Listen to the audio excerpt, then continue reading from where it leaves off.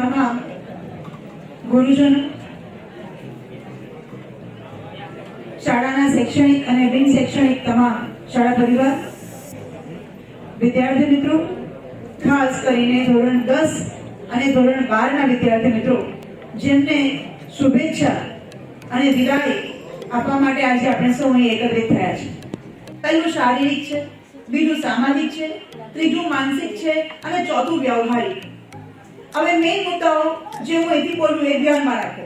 પહેલું, આજે 4 તારીખ થઈ, વ્યારામાં રેફરલ હોસ્પિટલમાં ઘણા બધા વાયરલ ઇન્ફેક્શનના કેસીસ નોંધાયેલા છે.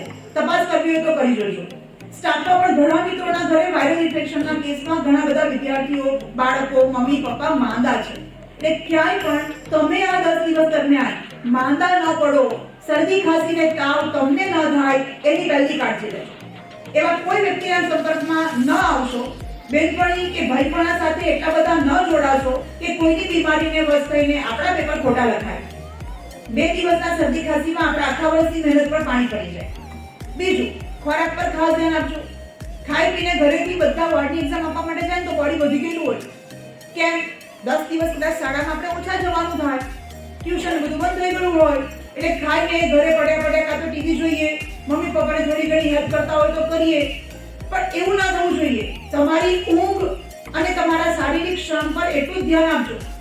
કોઈએ ઉજાગરા કરીને વાંચવાનું નથી. તમારી 8 કલાકની ઊંઘ પૂરી થાય એટલું વાંચો, તૈયારી કરો અને એ જ સ્થિતિમાં તમારે પરીક્ષા આપવા જવાનું. આ બીજી નોંધ. વાતાવરણમાં ઠંડીનું પ્રમાણ છે અને આગાહી પણ થઈ છે કે માર્ચ મહિનામાં માવઠાની શક્યતાઓ છે. એનો અર્થ એમ કે જરા તરા બીમારીના વાવડ તો રહેવાના જ. ભગવાન કરે બોર્ડની એક્ઝામ દરમિયાન એવું કંઈ ના હોય, પરંતુ આપણે આ જાહેર સૂચનાઓને રાજ્ય તરફથી આગળ વધીએ. બહારનું ખાવાનું ટાળી દેજો. પિઝા બર્ગર કરતા ઘરે રોટલી ને દૂધ ખાજો. મમ્મી પપ્પા જે તમને ઘરે આપે એ પ્રમાણે ખાઈને તમારું ફિઝિક જળવાઈ રહે એવા પ્રયત્ન અચૂક કરજો. સામાજિક બીજી વસ્તુ કહું, હોળાષ્ટક આમ તો બેસી જવાના છે. હોળાષ્ટકમાં કોઈ પ્રસંગો મોટે ભાગે લેવાતા નથી. લગ્ન અને સગાઈ સમથિંગ કઈ આવતું નથી. પણ છતાંય અનેક સમાજની અંદર કોઈ વિધિ વિધાન હોય તો આપણા વગર લોકો પરણીએ જાય, આપણી હાજરીની જરૂર નથી. આપણા વગર કોઈ દુઃખદ પ્રસંગ હોય તોય પૂરો થઈ જાય. આજુબાજુમાં કઈ હોય, વધારે ઇન્વોલ્વમેન્ટ ના આપશો. તમારું મન તમારા પુસ્તકોમાં જ રહે એટલી કાળજી લેવી. કોઈ પણ પ્રસંગમાં તમારી હાજરીની જરૂર નથી. બીજું, આજે બધા ખૂબ સરસ તૈયાર થઈને આવ્યા છે. આવી તૈયારી મહેરબાની કરીને બોર્ડની પરીક્ષાની અંદર ના કરશો. તમારા છૂટા વાળ, ઊંચી એડીના તમારા ચંપલ, હંમેશા કોઈ વસ્તુ નવી ટ્રાય કરીએ ને એટલે આપણને થોડી અણખત થાય. પેપર લખતી વખતે બળ ફિટ થઈ ગયેલી હોય ને તો લખાય નહીં. પેન્ટ બહુ ફિટ પહેર્યો હોય તો ફાટી જાય. મને 23 વર્ષ થયા બેટા. This is 23rd year of my life. આ 23મો બેચ કદાચ મારી આંખ સામેથી હું બોર્ડની શુભેચ્છા આપતી હોઈશ. ઘણા બધા વિદ્યાર્થીઓ પરીક્ષા આપવા આવે, બહુ ફિટ પેન્ટ પહેર્યો હોય, સ્ટાઇલિશ, અને એ પેન્ટમાં લખતા ના ફાવે. 3 કલાક બેન્ચ પર બેસવું પડે. છૂટા વાળ, તમને પરસેવો થાય, પંખા ચાલતા હોય વાળ ઉડી જાય. કેમેરામાં તમારી એક મોમેન્ટ જે થાય ને એ મોમેન્ટ પ્રમાણે રેકોર્ડિંગ થાય. એટલે શૈલેષભાઈ જેવા ત્યાં બેઠા હોય ને તો એમ કે બ્લોક નંબર 15 માં છેલ્લી બેન્ચ વાળી બહુ હલે છે. તાત્કાલિક પેલો શિક્ષક તપાસ સમિતિ વાળા જતા રહે કે આ કેમ હલે છે, બચારીને હોય કઈ નહીં, એ વાળ સીધા કરતી હોય. એટલે આવું બધું ના કરવું. 2 ડ્રેસમાં બોર્ડની પરીક્ષા મેં આપી અને હું સેન્ટર ટોપર રહી. 2003 ની અંદર માસ્ટર્સ પૂરું કર્યું. 2006 માં યુનિવર્સિટી ટોપર રહી. 3 વર્ષમાં કોઈ સમય નહોતું આવ્યું, પણ 2 ડ્રેસ હતા. ત્યાં કોઈ તમને જોવા નથી આવતું બેટા. તમે સાદા સિમ્પલ ડાયા ડબરા થઈને જશો ને તો તમે શિક્ષકોની નજરમાં નહીં આવો. 6 પોકેટ પહેરીને જશો ને તો 6થા પોકેટમાં કઈ કાપલી મૂકેલી છે શિક્ષક તરફ તપાસ કરવા આવશે. એટલે આ બાબતનું ખાસ ધ્યાન રાખવું. આગળ અડધો કલાક તમારા મિત્ર સાથે પણ વિતાવજો. આખો દિવસ વાંચો, ઊંઘો એ બે કામ નથી. મંદિરે જજો. અને બીજું, તમારા મિત્ર એવા રાખવાના કે તમારી જાત ભલે શૂન્ય હોય પણ તમે એની બાજુમાં ઉભા રહો ને એટલે તમારી કિંમત 10 રૂપિયા, 100 રૂપિયા કે 1000 રૂપિયા થાય. આપણે મિત્રની આગળનું મીંડું નથી બનવાના. એવા મિત્રો રાખીને ચાલજો બેટા જે તમને પોઝિટિવ એટીટ્યુડ સાથે 10માની એક્ઝામની અંદર બે સારી સમજ આપે. વિચાર, બધાના પોઝિટિવ એટીટ્યુડ મારા તો ફિઝિક્સમાં 80 થી 85 આવવાના જ. 10મા વાળો ગ્રામરમાં બી લાગવા જેવું કંઈ છે જ નહીં. અંગ્રેજી સૌથી સહેલું, કોઈ પણ ભળી સ્થાન નથી બેટા. બીજું, પેપર મારી પાસે આવે, લખવાનું મારે હોય તો ચિંતા મને જ થવાની.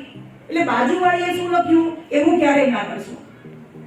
બાજુવાળીએ પુરવણી ભરી એટલે મારે ભરવાની નહીં. એક જ પુરવણીમાં 50 માર્કનું 10મા ધોરણમાં લખાઈ જાય, 100 માર્કનું પણ લખાઈ જાય. ચોવીવાળાની પુરવણી આવે આપણને ખબર છે. બરાબર, પુરવણી માંગીને આપણે હોશિયારી સાબિત નથી કરવાની. હા, બહુ બધું લખવાનું હોય તો માંગો. આ વર્ષે પેપર ચેક કરતી વખતે હમણાં કેટલી પુરવણીમાં એક જ ગાંઠ મારેલી 100 પીસ જેવી. એ ગાંઠ વળી પાછી મેં બાંધી પુરવણી ચેક કરતી વખતે તો 3-4 ગાંઠ તો મારો. આમ તમારા 30 જણના ક્લાસમાં એક જણાએ 5 પુરવણી લીધી, બીજાએ 6 લીધી કે કોઈએ 8 લીધી, તમે એકે નથી લીધી. એટલે ક્યારેય 3 કલાકમાં એવો અહોભાવ કે નિમ્ન ભાવ લાવશો નહીં કે હું બહુ હોશિયાર કે પેલા કરતા મેં વધારે પુરવણી ભરી કે પેલો હોશિયાર ને મારી પુરવણી નથી ભરાઈ. આ પોઝિટિવ વ્યૂ તમને હંમેશા કામ લાગશે. આગળ વધીએ. પેપર આવશે એટલે જવાનું જ, તમારે 3 કલાક બેસવાનું જ છે, ત્યાંથી વહેલા બહાર નીકળવાનું નથી. આગળ વધીએ. પરીક્ષા લક્ષી વ્યવહારિક બાબતો. પરીક્ષાના દિવસોમાં પરીક્ષા જો 11 તારીખે શરૂ થતી હોય, 10મી રવિવાર છે, 9 તારીખે તમને તમારું બિલ્ડિંગ કયું છે એ ખબર પડવી જોઈએ. 10મા ધોરણની ચિંતા નથી. 12મા ધોરણના નંબર જ્યાં આવ્યા છે, આગલે દિવસે 10 થી 5 શાળા ખુલ્લી રાખવાનો સરકારશ્રીનો કાયદો છે. શનિવારે 10 થી 5 કોઈ પણ સ્કૂલ જ્યાં તમારું સેન્ટર હશે એ ખુલ્લી હશે. તમને રૂમમાં નહીં જવા દે. માનો કે આ 12મા ધોરણનું કેન્દ્ર અહીંયા છે, આરડી પટેલ શાળા, તો તમે સ્કૂલના ગેટ પરથી અંદર આવી શકો.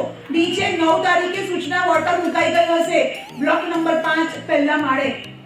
તો તમને એટલી ભાન પડી જાય કે મારે પહેલા માળ પર જવાનું છે. તમને રૂમના તો તાળા માર્યા હોય, કઈ બેન્ચ પર નંબર છે ખબર નહીં પડે, પણ તમારે તમારું બિલ્ડિંગ એકવાર જોઈ આવવાનું. ઘણા વિદ્યાર્થી મિત્રો પોતાના બિલ્ડિંગ પર બીજે દિવસે વહેલા જશુની ઈચ્છામાં રહી ગયા હોય, ગાડી બગડી જાય, ન કરે આપણે મોડા પહોંચીએ, એ ગભરાટની અંદર વાંચેલા વિષયો ભૂલાઈ જાય, એવું નહીં થવું જોઈએ.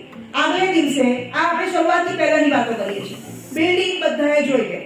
આગળ હોલ ટિકિટની 3-4 ઝેરોક્સ રાખવી. ઓરિજિનલ હોલ ટિકિટ વગર તમને એન્ટ્રી મળશે નહીં. દરેક વ્યક્તિએ હોલ ટિકિટની પાછળ આચાર્યશ્રીનો નંબર લખી રાખવાનો છે. એવું થોડી વાર એને બોલવું. કેમ? તો કે છેલ્લી ઘડી પપ્પા પાસે નંબર ના હોય, કદાચ કોઈ એવી આકસ્મિક પરિસ્થિતિ સર્જાય કે હવે હું કરું છું તો આચાર્ય સિવાય બીજો કોઈ રસ્તો નથી. બીજા એક બે શિક્ષકના નંબર પણ રાખવાના. અમાર તો બધાના ફોન સુપરવિઝન હોય એટલે લઈ લેશે અહીંયા ઓફિસમાં, કદાચ ના લાગે પણ રાખવાના ખરા. કશે તમારી ગાડી અડકે, કોઈએ ફોન ઉચકી લીધો તો એનું સોલ્યુશન મળી શકે. તૈયાર રાખજો. અડધાની બોલપેન ચાલે જ નહીં, પછી પુરવણીના છેલ્લા પાને ટેક્સ્ટ બેઠો બેઠો એક્ઝામમાં ભરશે. આવું નહીં થવું જોઈએ. 5 પેન તમે જે વાપરવાના છો, 5 પેપરની અલગ રાખજો અને એને ઘસી રાખજો.